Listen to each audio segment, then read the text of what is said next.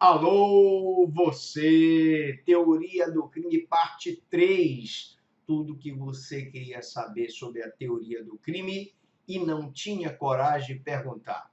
Nesta aula, nós vamos falar sobre teoria social da ação. Eu sou Franklin Lobato, promotor de justiça, mestre por Coimbra e doutor por Salamanca, e vamos falar um pouquinho sobre as teorias do crime. Bom, nas aulas passadas nós falamos da teoria finalista da ação. Hoje nós vamos falar da teoria social da ação. Bom, a teoria social da ação, os doutrinadores concordam com a teoria finalista.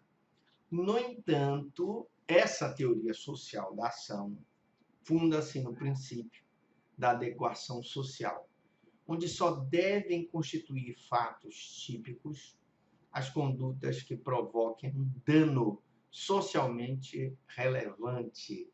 É o componente a mais que faltava para a teoria finalista. E, de fato, quando nós falamos em dano socialmente relevante, nós queremos colocar que, para que uma conduta seja incriminada, ela tem que ser socialmente relevante. A partir do momento que a perseguição ou stalking se tornou relevante para a sociedade, foi tipificado como crime. A partir do momento que eu tive uma tipificação do crime de violência doméstica e que houve cada vez mais um aumento desses casos, eu tive a necessidade de criar o crime de descumprimento da medida protetiva, eu tive a necessidade de criar, por exemplo, o crime de violência psicológica, e são condutas que vêm sendo aprimoradas devido à relevância social. Então, o fato com relevância social é aquele que colide com o sentimento de justiça reinante numa sociedade. E hoje a sociedade não admite mais a questão da violência doméstica. Então, se exige um elemento subjetivo do injusto, que é a vontade de se comportar de modo socialmente inadequado. Portanto, além da finalidade que o agente deve ter, consciência do fato e a vontade de produzir um resultado, é necessário que esse elemento tenha ainda a questão da importância, da relevância do componente social. Então, este elemento se encontra na culpabilidade, que é o juízo de censura que é feito ao autor de um fato típico ilícito. A teoria social da ação para eles, o crime é um fenômeno social, uma conduta dolosa e culposa com relevante repercussão social, relevante valor social. Significa dizer que aquelas condutas que deixaram de ter valor para a sociedade, como, por exemplo, o adultério, a sedução, eles passaram a não ser mais condutas criminosas. Assim como eu posso ter, por exemplo, a legalização do jogo do bicho, a legalização dos jogos no Brasil, a legalização do consumo de maconha. Se o consumo de maconha passar a não ser relevante socialmente, e se houver um movimento do Estado para arrecadar recursos com a venda daquela maconha legalizada, nós vamos então ter a legalização da maconha como uma teoria social da ação dentro da teoria social. O princípio da adequação social para eles, só configura fato típico a conduta que produz um dano socialmente relevante. Então, a partir do momento que eu tive tipos criados na violência doméstica, como descumprimento de medida protetiva, eu tenho um dano socialmente relevante para a sociedade, que é a mácula da violência doméstica. O dano socialmente relevante é aquele fato que ofende o sentimento social de justiça. O que ofende o sentimento social de justiça será crime, e o que não ofende não será. Então, durante um jogo de futebol, por exemplo, a falta a um jogador, que é uma ação dolosa, muitos dirão, Dr. Franklin, está descrita no Código Penal. mas ela não é, ela é aceitável no desdobramento da esfera esportiva, então ela não será punida como crime, como boxe. Os dois boxeadores eles estão se autolesionando ali, mas eles estão praticando um esporte. O fato é típico, claro.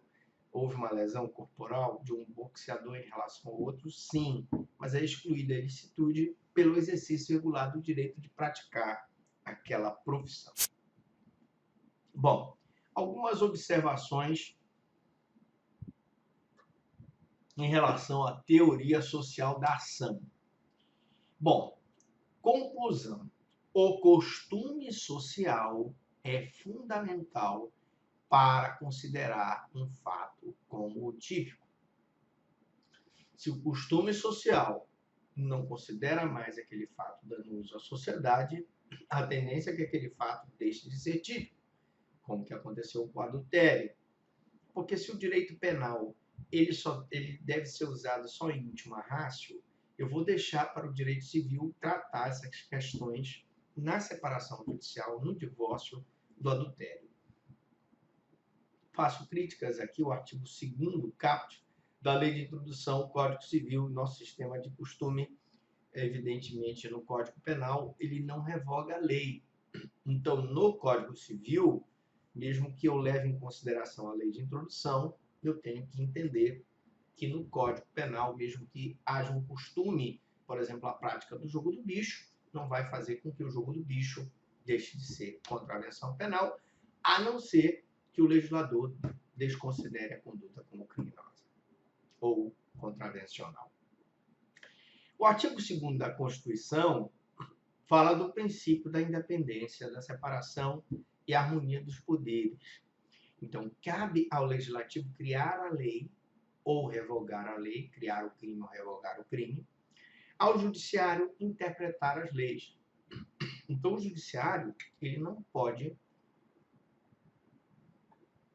revogar uma conduta criminosa ou criar uma conduta criminosa se não estiver prevista em lei.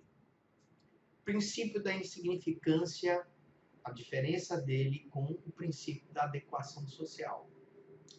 O princípio da insignificância determina a não punição de crimes que geram uma ofensa irrelevante ao bem jurídico protegido pelo direito penal. Consumo de uma substância entorpecente em pequena quantidade. Subtração de uma pequena quantidade de arroz no supermercado. São condutas que estão albergadas pelo princípio da insignificância.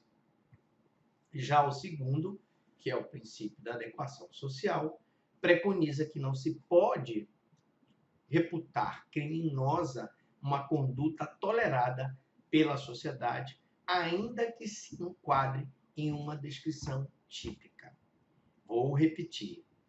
Não se pode reputar criminosa uma conduta tolerada pela sociedade, ainda que se enquadre em uma descrição típica. Então, o costume social vai fazer com que aquela conduta deixe ou passe a ser crime.